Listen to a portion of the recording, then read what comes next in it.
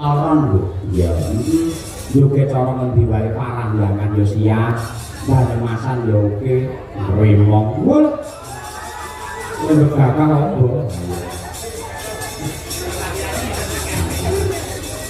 Perdapisan. Temenan. Yo saiki ngaturake bintang tamune. Ya. Pendhira kita. Mereka udah karo Mas Gareng Pacitan ini. Coba tak men salin rasa malang kekek tak? Ini Gareng Dagelan ke Jawa Timur Mas Gareng ini ya malang kekek. Maka dihormati Mas Gareng dan Mbak Eka Geget Dadal.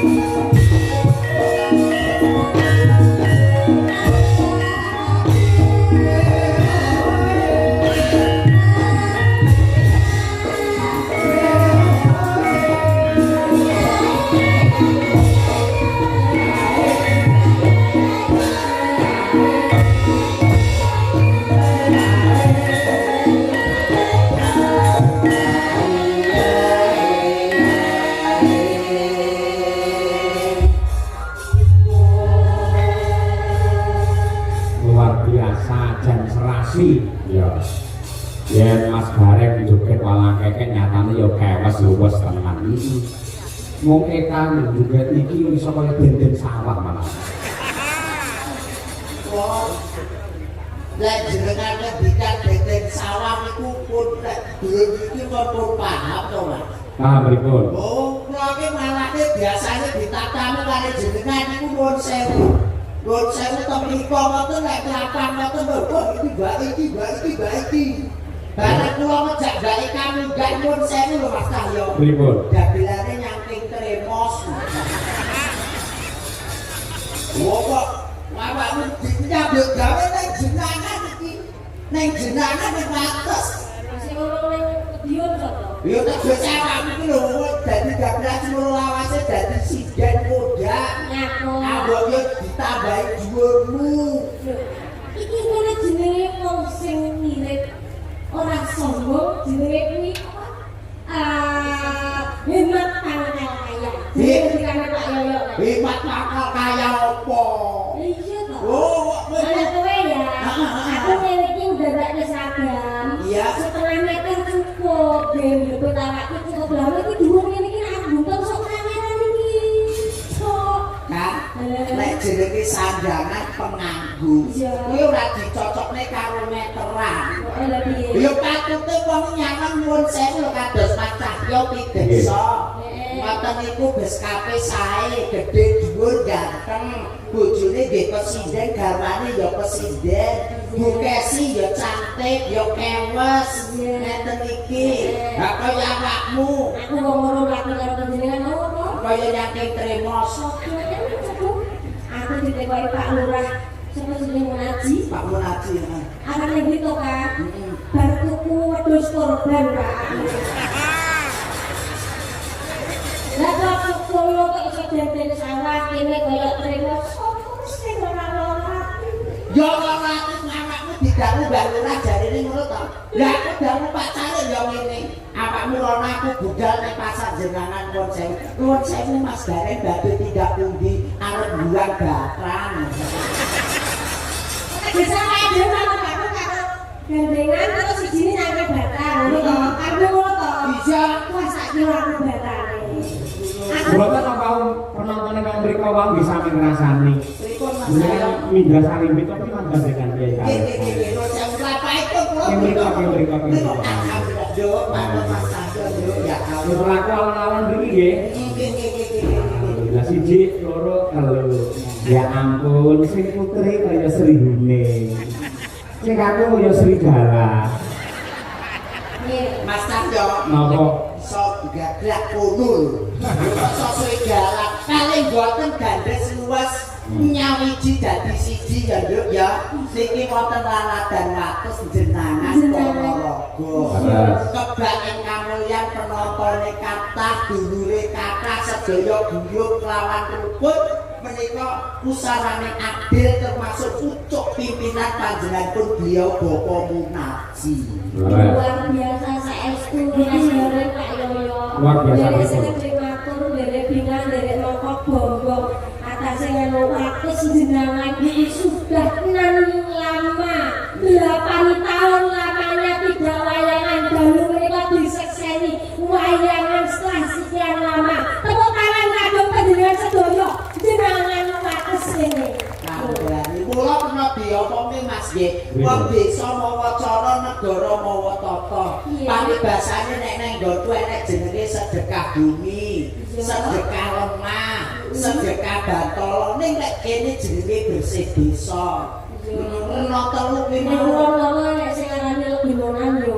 lebinonan enek kono ya enek nang ngarani jenenge selonan. Apitan. Apitan ning sing bener kuwi jenenge sedekah bumi, sedekah lemah, sedekah bantala. Lho kok enek wedine dhewe-dhewe ngono. Ngeten lho wong aku ki iso ngomong ya iso njretrekne. Artine lho Sing enten sepisan jenenge sedekah bumi. sedekah bumi kuwi Bumi ki tegese bungae manah tansah migunani. Migunani tumrapé masyarakat sing manggone sak dhuwuring bumi. mergo bumi ya ditaburi diuruni. Terus enek napa meneh? Sedekah lemah Lemah kanggone wong sing wis bangun bali wisma. Sing wong wis omah-omah lemah kalem-kalem muga-muga bisa gek gawe omah. iso. Lho kandhane aku ki anggere lunas ya niki kok. Luar biasa jam batok bulu isi mulut kowe. Isi madu. Atine diglok ning iso. Aja ndut. Iki sine pasir keras. Ini Pak Agus. Lho bagus kok sumugane dadi teku isine iki gur pasir keras kaya. Sedekah lemah enek sing kene dhewe sedekah bantala. Sedekah bantala artine Tegese yen wis kalungsur ban aja kulino tumindak barang sing ngolo.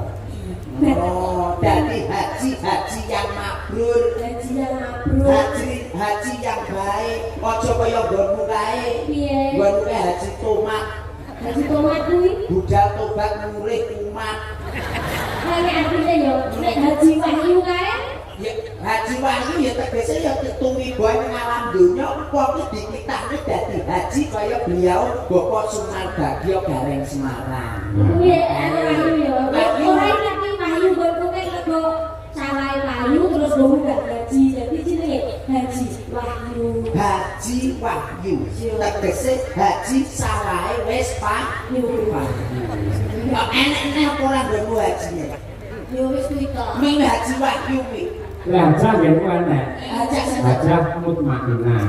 Nggih. Hajah mutmainah. Untuk kalian wis tobat, biyen nyuwun saya wong itu sing nuwakal banget, barang mbak kasih tobat terus mulai ditambahi jeneng, ya kuwi hajah mutmainah. Tegesipun apa Mas? Biyen nalika ora hajah kuwi ngemuti barang sing ra genah.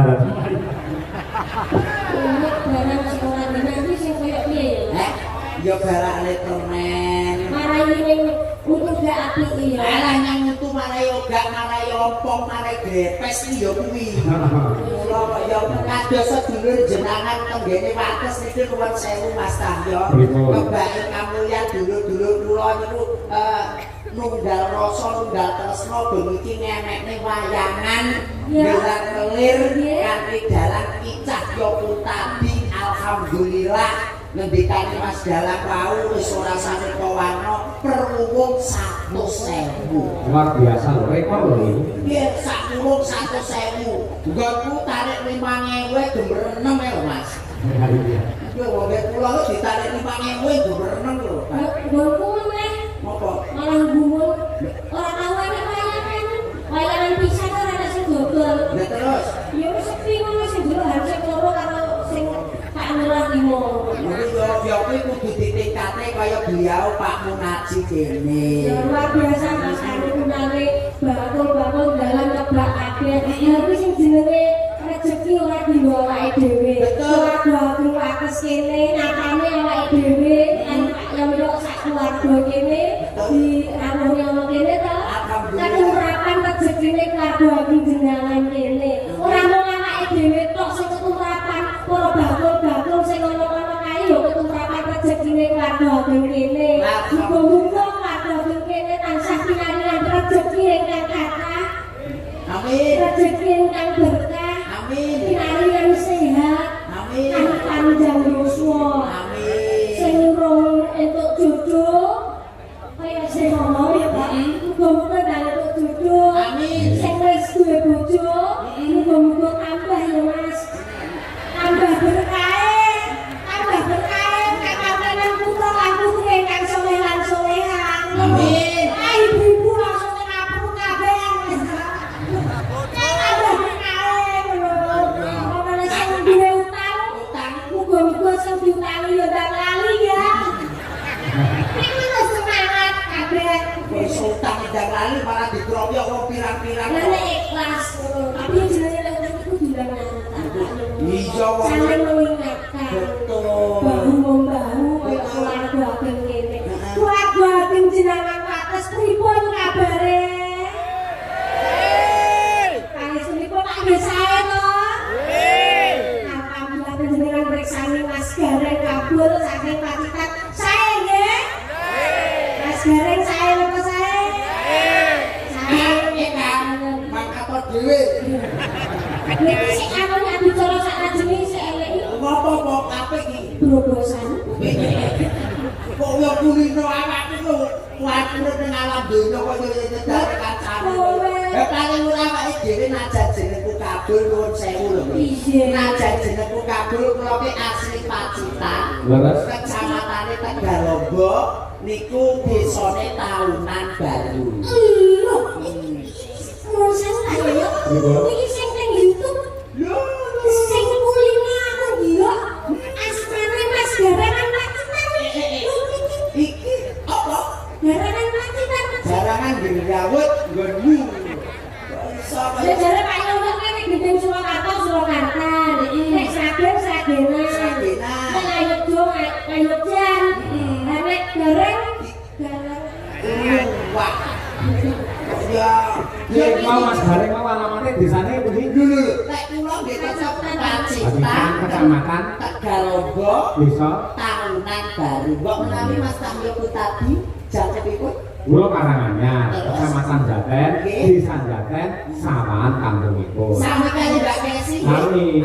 Baik ayo ditepang. Luar biasa Pak dalam undang di dosen di Surakarta. Betul. Karanganyar Jaten. Jagonceng rasanya. Rulono dhisik Pacitan, Tegalombo tahunan baru. Mas Tayo Karanganyar Jaten. Dalam undang dosen di Surakarta tambahan misuwur lonceng asmane. Mas Gareng saking Pacitan. Mbak nggih. Mbak Eka saka Kabupaten Sragen Ibu. Sragen. Sragen. Yang kenal. Nggih. Terus kecamatan? Saking Sragen Sukodono. Kecamatan Sukodono. Nggih. Desa Desanipun Balarjo. Dusunipun? Mas Cina Pacitan dengan Jaten. Ya. Karanganyar. Kalau saking Sragen Sukodono Balarjo. Dusune.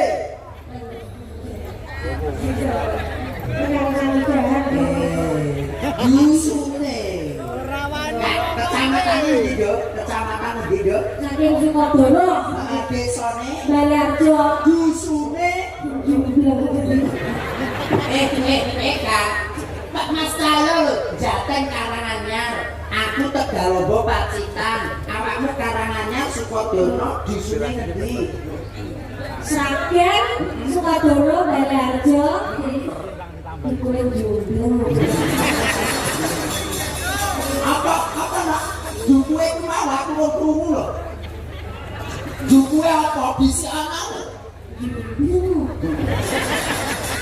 Mas Tayo kula kok mak teratap ngono to. Lah iya. Dukuh kok kaya nek mburi kono sing ora nek kursine mau. Lah kan jenenge kuwi nek kiai-kiai do mucing nek kene yo padha berarti. Iya padha to. Wah kowe nek kono mau ya belar ora nek ciduke lho. Terus kowe mau njaluk obat karo Pak Melati? Iya aku jaluk obat karo Pak Kun. Ayo obat apa? Tak obat tabletne. Iya. Niki kata sangat pamundhut Mbak Eka Mas Baik. Iya. Mugi wau wonten sing ngesake Mbak Eka supaya ngendang. Oh, diaturake. Terus menika saking kawula Haryadi. Nggih. Nyuwun gending belo. Salam kabeh lingkungan RT 2 RW 2 Kerajaan Wates berkah barokah. Amin. Pak Dalang